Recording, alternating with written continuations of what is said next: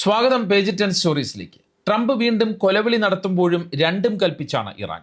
അത് ഭരണകൂടം മാത്രമല്ല, ഇറാൻ ജനതയും ട്രംപിന്റെ ഭീഷണികളെ പേടിക്കുന്നില്ല. ഒരു ദൃശ്യം കാണാം.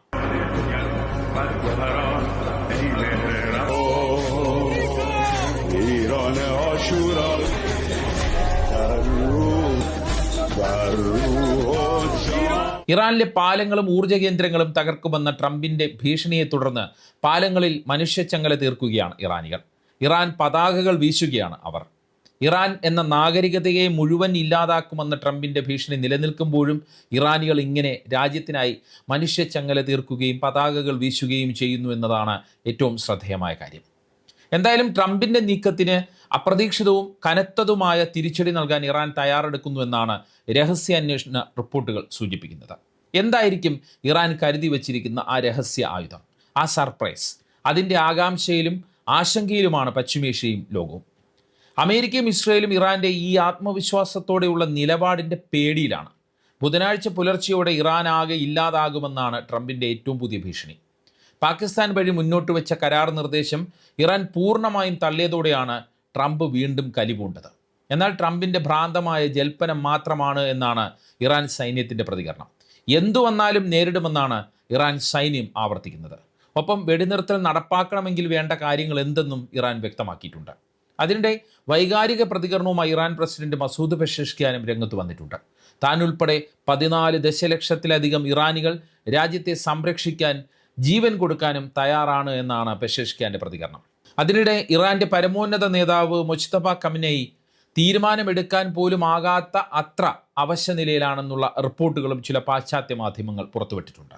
പശ്ചിമേഷ്യയിലെ ഏറ്റവും പുതിയ സാഹചര്യങ്ങളെ നമുക്ക് ഈ വീഡിയോയിലൂടെ പരിശോധിക്കാം. ആദ്യം ട്രംപ് തൻ്റെ ട്രൂത്ത് സ്പെഷ്യൽ എന്ന സോഷ്യൽ മീഡിയ പ്ലാറ്റ്ഫോമിലൂടെ ഏറ്റവും പുതിയതായി പോസ്റ്റ് ചെയ്ത ഭീഷണി എന്താണെന്ന് നോക്കാം.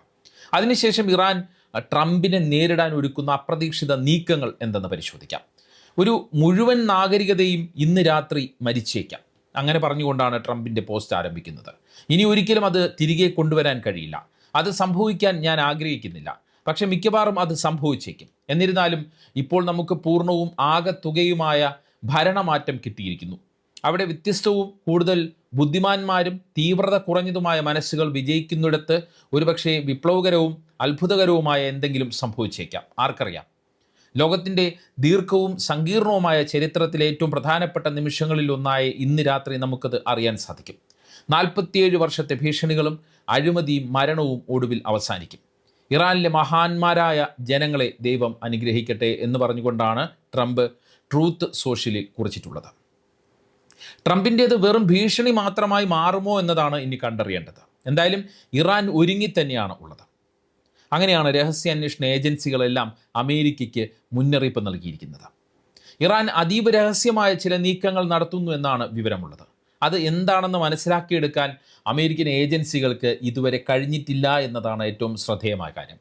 പ്രത്യക്ഷത്തിൽ പ്രധാനമായും 4 രീതിയിലുള്ള നീക്കങ്ങളാണ് ഇറാൻ ആസൂത്രണം ചെയ്യുന്നത് എന്നാണ് രഹസ്യാന്വേഷണ ഏജൻസികൾക്ക് കിട്ടിയിരിക്കുന്ന വിവരം.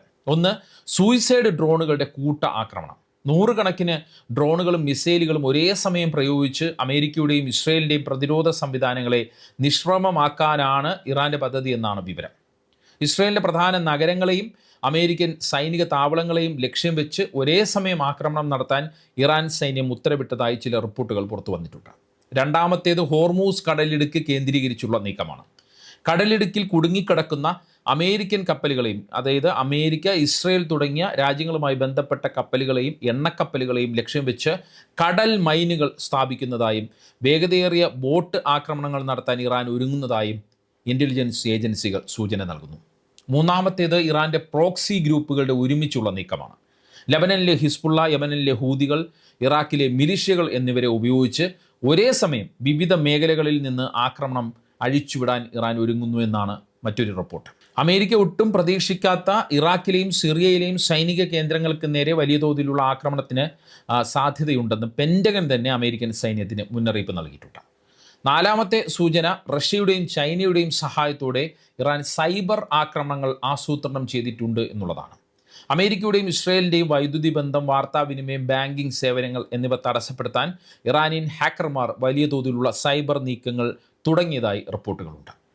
അമേരിക്കയുടെ ഭാഗത്ത് നിന്ന് ട്രംപ് പറയുന്നത് പോലെ കഠിനമായ ഒരു നീക്കമുണ്ടായാൽ ഇറാൻ ഈ പറഞ്ഞ രീതിയിലോ അതിനപ്പുറമോ പ്രതികരിക്കാൻ സാധ്യതയുണ്ട് എന്ന് തന്നെയാണ് വിശകലന വിദഗ്ധരും നിരീക്ഷകരും സൈനിക വിദഗ്ധരും എല്ലാം പറയുന്നത്. ഇറാന്റെ പക്കൽ രഹസ്യായുധങ്ങൾ ഉണ്ടെന്ന ആശങ്ക അമേരിക്കയ്ക്കും ഇസ്രയേലിനും ഗൗരവമായി തന്നെയുണ്ട്. ഇറാൻ ഇതുവരെ ഉപയോഗിക്കാത്ത കൂടുതൽ ദൂരപരിധിയുള്ളതും കൃത്യതയുള്ളതുമായ അത്യാധുനികമായ ബാലിസ്റ്റിക് മിസൈലുകൾ സജ്ജമാക്കിയിട്ടുണ്ടെന്ന് അമേരിക്കൻ രഹസ്യാന്വേഷണ വിഭാഗം സംശയിക്കുന്നു. നിലവിലെ വ്യോമ പ്രതിരോധ സംവിധാനങ്ങളെ വെട്ടിക്കാൻ ശേഷിയുള്ള ഹൈപ്പർസോണിക് സാങ്കേതികവിദ്യ ഇറാൻ പരീക്ഷിച്ചേക്കുമെന്ന ഭയവും ട്രംപിനും നെതന്യാഹുവിനും ഉണ്ട്. ഡീഗോ ഗാഷയിലേക്ക് അയച്ചതുപോലെയുള്ള ദീർഘദൂര മിസൈലുകൾ ഇറാൻ അമേരിക്കയെ ലക്ഷ്യമാക്കി തന്നെ അയക്കുമോ എന്നുള്ള പേടി പെൻറ്റഗന് കാര്യമായുണ്ട്. അതിനെല്ലാം ഉപരി റഷ്യയുടെ സഹായം ഇറാൻ ഇക്കാര്യത്തിൽ ഉണ്ടോ എന്നുള്ളതാണ് അമേരിക്കയുടെ മറ്റൊരു ഭയം. മറ്റൊന്ന്, ഇറാന് പുറത്ത് പ്രത്യേകിച്ച് അമേരിക്കൻ സഖ്യകക്ഷികളുടെ നഗരങ്ങളിലും ചിലപ്പോൾ അമേരിക്കയ്ക്കുള്ളിലും തന്നെ ആക്രമണം നടത്താൻ ശേഷിയുള്ള സ്ലീപ്പർ അസറ്റുകൾ ഇറാൻ സജീവമാക്കിയേക്കാമെന്ന മുന്നറിയിപ്പ് FBI തന്നെ നൽകിയിട്ടുണ്ട്. കടൽ മാർഗം ഡ്രോണുകൾ എത്തിച്ച് US തീരങ്ങളിൽ അപ്രതീക്ഷിതമായ ആക്രമണം നടത്താൻ ഇറാൻ പദ്ധതിയിടുന്നതായി സ്ഥിരീകരിക്കാത്ത റിപ്പോർട്ടുണ്ട് എന്നാണ് FBI പെൻറ്റഗണ് നൽകിയിരിക്കുന്ന വിവരം. ട്രംപിൻ്റെയും നെതന്യാഹുവിൻ്റെയും ഏറ്റവും വലിയ പേടി മറ്റൊന്നാണ്. ട്രംപ് പറയുന്ന തരത്തിൽ ആക്രമണത്തിന് ഇറാൻ വിധേയമായാൽ ഇറാൻ തങ്ങളുടെ ആണവ നയം മാറ്റിയേക്കാമെന്നും ഒരു അന്ത്യയുദ്ധത്തിലേക്ക് ഇറാൻ പോയേക്കാമെന്നും എല്ലാവരും ഭയപ്പെടുന്നുണ്ട്. നിരീക്ഷകരും ഭയപ്പെടുന്നുണ്ട്, പശ്ചിമേഷ്യയും ഭയപ്പെടുന്നുണ്ട്. അതാണ് നെതന്യാഹുവിൻ്റെയും ട്രംപിൻ്റെയും ഏറ്റവും വലിയ പേടി. ചുരുക്കത്തിൽ ഉപരിപ്ലവമായ ആക്രമണങ്ങൾക്കപ്പുറം ഇറാൻ എന്തെങ്കിലും സർപ്രൈസ് കാത്തുവച്ചിട്ടുണ്ടോ എന്നത് തന്നെയാണ് അമേരിക്കയും ഇസ്രയേലിനെയും ഇപ്പോഴും കുഴപ്പിച്ചുകൊണ്ടേയിരിക്കുന്നത്. അമേരിക്കയ്ക്കും ഇസ്രയേലിനും ഉള്ള ഏറ്റവും വലിയ പ്രശ്നം ഇപ്പോഴും ഇറാൻ്റെ മിസൈൽ ശക്തി, ഇറാൻ്റെ ആയുധശക്തി എത്രത്തോളം വലുതാണ് എന്ന് അവർക്ക് നിഗമിക്കാൻ കഴിയുന്നില്ല എന്ന് തന്നെയാണ്. ഇതിനിടയ്ക്കാണ് ഇറാനികളുടെയും ഇറാൻ സൈന്യത്തിൻ്റെയും ആത്മവിശ്വാസത്തെ തകർക്കാൻ ചില നീക്കങ്ങളുമായി അമേരിക്കൻ അനുകൂല മാധ്യമങ്ങൾ രംഗത്ത് വന്നിട്ടുള്ളത്. ഇറാൻ്റെ പുതിയ പരമോന്നത നേതാവായ മുജ്തബ ഖമനേയിയുടെ ആരോഗ്യനില അതീവ ഗുരുതരമാണെന്നുള്ള റിപ്പോർട്ട് ബ്രിട്ടീഷ് പത്രമായ ദി ടൈംസ് ആണ് പുറത്തുവിട്ടിട്ടുള്ളത്. രഹസ്യാന്വേഷണ റിപ്പോർട്ടുകളെ അടിസ്ഥാനമാക്കിയാണ് വാർത്തയെന്നാണ് പത്രം പറയുന്നത്. അമേരിക്കൻ ഇസ്രയേൽ രഹസ്യാന്വേഷണ ഏജൻസികളെ ഉദ്ധരിച്ചുള്ള റിപ്പോർട്ടുകൾ പ്രകാരം മുജ്തബ ഖമനേയി ഇപ്പോൾ അബോധാവസ്ഥയിലാണ്. മുജ്തബ നിലവിൽ ഇറാനിലെ പവിത്ര നഗരമായ ഖോമിൽ അതീവ ഗുരുതരാവസ്ഥയിൽ ചികിത്സയിലാണ് എന്നാണ് പത്രത്തിൻ്റെ റിപ്പോർട്ടുകൾ ഈ രഹസ്യാന്വേഷണ ഏജൻസികളുടെ റിപ്പോർട്ടുകളെ അടിസ്ഥാനമാക്കി പറയുന്നത്. ഇതാദ്യമായാണ് അദ്ദേഹത്തിൻ്റെ സ്ഥാനം എവിടെയാണ് എന്നതിനെക്കുറിച്ചുള്ള ഒരു സൂചന പത്രങ്ങളിലേക്ക്, അല്ലെങ്കിൽ ഇറാനകത്ത് അദ്ദേഹം ഉണ്ട് എന്നുള്ള ഒരു സൂചന പത്രങ്ങളിൽ വരുന്നത്. നിലവിലെ ആരോഗ്യസ്ഥിതി മോശമായതിനാൽ ഭരണപരമോ യുദ്ധസംബന്ധമോ ആയിട്ടുള്ള കാര്യങ്ങൾ അതിലൊന്നും യാതൊരു തീരുമാനവും എടുക്കാൻ അദ്ദേഹത്തിന് സാധിക്കുന്നില്ല എന്നാണ് പത്രത്തിൻ്റെ റിപ്പോർട്ടിൽ പറയുന്നത്. ഇത്തരം വാർത്തകളെല്ലാം ഇറാൻ നേതൃത്വം നിഷേധിക്കുകയാണ്. മുജ്തബ ഇറാനിൽ തന്നെ ഉണ്ടോ എന്ന കാര്യവും ഇറാൻ ഇതുവരെ സ്ഥിരീകരിച്ചിട്ടില്ല എന്നുള്ള കാര്യം മറ്റൊരു പ്രധാനപ്പെട്ട ഒരു സംഗതിയാണ്. ചികിത്സയ്ക്കായി അദ്ദേഹത്തെ പുടിൻ നേരിട്ട് റഷ്യയിലേക്ക് മാറ്റിയെന്നാണ് മറ്റു ചില റിപ്പോർട്ടുകൾ പറയുന്നത്. അതായത് നിരന്തരം ഇത്തരം ചില റിപ്പോർട്ടുകൾ പുറത്തു വരുന്നുണ്ട്. മുജ്തബ ഇവിടെയുണ്ട്, മുജ്തബ അവിടെയുണ്ട്, മുജ്തബ റഷ്യയിലേക്ക് പോയി എന്നുള്ള റിപ്പോർട്ടുകൾ വരുന്നുണ്ട്. പക്ഷേ ഇറാനോ റഷ്യയോ ഇത് സംബന്ധിച്ച് ഒരു സ്ഥിരീകരണവും നൽകുന്നില്ല. എന്തുവന്നാലും വെറുതെ ഒരു വെടിനിർത്തൽ പരിപാടിക്ക് ഇല്ല എന്നുള്ള കാര്യമാണ് ഇറാൻ ആവർത്തിക്കുന്നത്. ശാശ്വതമായ സമാധാനത്തിനായി 3 പ്രധാന ഉപാധികളാണ് ഇറാൻ കഴിഞ്ഞ കുറച്ച് ദിവസങ്ങളായി മുന്നോട്ട് വയ്ക്കുന്നത്. ഏറ്റവും പ്രധാനപ്പെട്ട കാര്യം ഇസ്രയേലിൻ്റെയും അമേരിക്കയുടെയും ആക്രമണങ്ങൾ ഉടനടി നിർത്തണം എന്നത് തന്നെയാണ്. ഒപ്പം ആക്രമണങ്ങൾ ഇനി ആവർത്തിക്കില്ല എന്നുള്ള ഗ്യാരണ്ടി നൽകണം. മൂന്നാമതായി യുദ്ധം മൂലമുണ്ടായ നാശനഷ്ടങ്ങൾ അതിന് ഉടൻ നഷ്ടപരിഹാരം നൽകണം. അങ്ങനെ ചെയ്താൽ വെടിനിർത്തലിലേക്ക് കാര്യങ്ങൾ വരുമെന്നാണ് ഇറാൻ പറയുന്നത്. അപ്പോഴും ഹോർമൂസ് കടലിടുക്ക് സംബന്ധിച്ച് കൃത്യമായ നിലപാടും ഇറാൻ മുന്നോട്ട് വയ്ക്കുകയാണ്. വെടിനിർത്തൽ പ്രഖ്യാപിച്ചാൽ ഉടൻ തന്നെ ഹോർമൂസ് കടലിടുക്ക് തുറക്കില്ല എന്ന് തന്നെയാണ് ഇറാൻ വ്യക്തമാക്കുന്നത്. മാത്രമല്ല, കടലിടുക്ക് തുറന്ന് നൽകണമെങ്കിൽ അവിടെ കൂടെ പോകുന്ന കപ്പലുകളിൽ നിന്ന് നികുതി ഈടാക്കാൻ അനുവദിക്കണമെന്നും ഇറാൻ ആവശ്യപ്പെട്ടിട്ടുണ്ട്. അമേരിക്കയുടെ നിലപാടുകളിൽ വിശ്വാസമില്ല, അതായത് അമേരിക്ക എന്ത് നിലപാട് പറഞ്ഞാലും അതിൽ വിശ്വാസമില്ല എന്നുള്ള കാര്യവും ഇറാൻ ഊന്നി പറയുന്നുണ്ട്.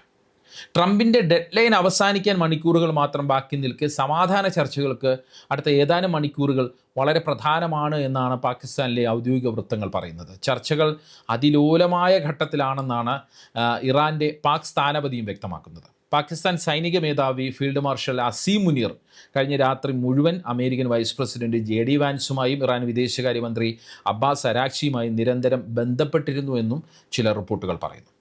എന്തായാലും കാര്യങ്ങൾ അതിസങ്കീർണമായ, നേരത്തെ പാകിസ്ഥാൻ്റെ പ്രതിനിധി പറഞ്ഞതുപോലെ അതിലോലമായ ഘട്ടത്തിലാണ്. അപ്പോഴും ഇറാനും ഇസ്രയേലും പരസ്പരം ആക്രമണങ്ങൾ തുടരുകയാണ്. രണ്ട് രാജ്യങ്ങളിലും ആക്രമണങ്ങൾ കനത്ത നാശവും വിതയ്ക്കുന്നുണ്ട്. ട്രംപിൻ്റെ ഭീഷണി ഒരു ഭാഗത്തുണ്ട്, മറുഭാഗത്ത് കടുത്ത നിലപാട് തുടരുന്ന ഇറാനുണ്ട്. ഇതിനിടയിൽപ്പെട്ട് ആശങ്കയിലാണ് ഗൾഫ് രാജ്യങ്ങൾ എന്നുള്ളതാണ് ഏറ്റവും പ്രധാനപ്പെട്ട കാര്യം. പശ്ചിമേഷ്യയിൽ എന്ന് സമാധാനം പുലരുമെന്നാണ് സമാധാനം ആഗ്രഹിക്കുന്നവരെല്ലാം കാത്തിരിക്കുന്ന ഒരു കാര്യം.